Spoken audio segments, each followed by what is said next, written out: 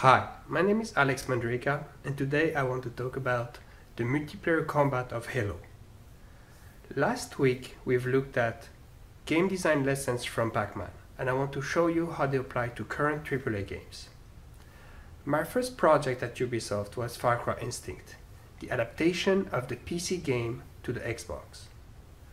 As my background was mainly PC, I had to spend a good amount of time on the reference of console FPS's, Halo 2 at the time.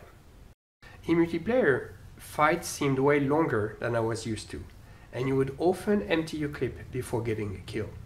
In the right situation, and if I paid enough attention to aiming, I could get a frag before having to reload, but generally you would run out of bullets mid-fight. If you run the numbers for the SMG, that's the default weapon, it has 60 bullets in the clip. You need 15 bullets to take the shields down and 10 bullets to take health to 0. So it means that to make a kill without having to reload, you need over 40% accuracy.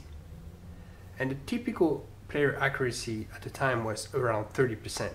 So it makes sense that most of the time you had to reload before making a kill. Now shooting isn't the only option in Halo, and in fact its trademark is to balance shooting, grenade and melee to defeat your enemy. It was popularized as the golden tripod of Halo by designer Jamie Greisemer, but most of the time it was described in the context of campaign. So let's look at what it means in multiplayer. In Halo, different weapons inflict different damage to shield and armor. Plasma-based weapons, for example, are more damaging to shields, while melee inflicts more damage to health. This creates a dynamic where melee is very efficient as a finishing move after you brought down the shields of your enemy. This is completely intentional from the designers, and the patch that boosted melee damage by over 250% illustrates that, as it made melee a sure kill on an unshielded opponent.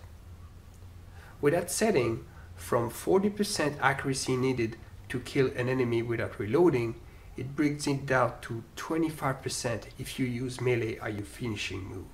In summary, this is how combat goes. As you engage your enemy with no more accuracy, you run out of bullets, and now you have to make a decision.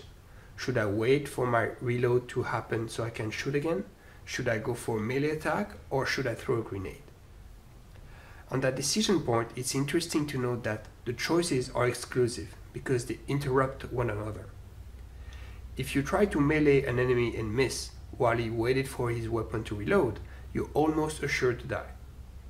It creates that rock, paper, scissors decision that complements the physical challenge of aiming by engaging your mind.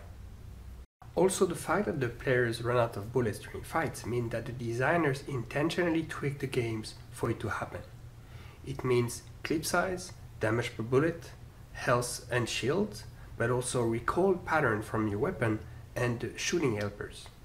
It's rather mind-blowing, but it also illustrates the fact that if you want to control what happens in your game, you need to design the dynamic you want to see first and then set the features for it to happen, not the other way around. So I hope I gave you a glimpse of the intricacy of the design of such a great game like Halo, but also how the principles we discussed last week about Pac-Man can be applied to a way more complex game. So that's it for today. If you enjoyed that video, please subscribe, and I'll see you next time. I also want to take that opportunity to invite you to my game design seminar. It's a 4-day event that happens on the last 2 weekends of July here in Vancouver. So if you're interested in motivation design, system design, and interaction design, and if you want to learn the technique I developed as a director of design at Ubisoft Montreal and Relic Entertainment, click on my face and you'll be linked to my website. Thank you.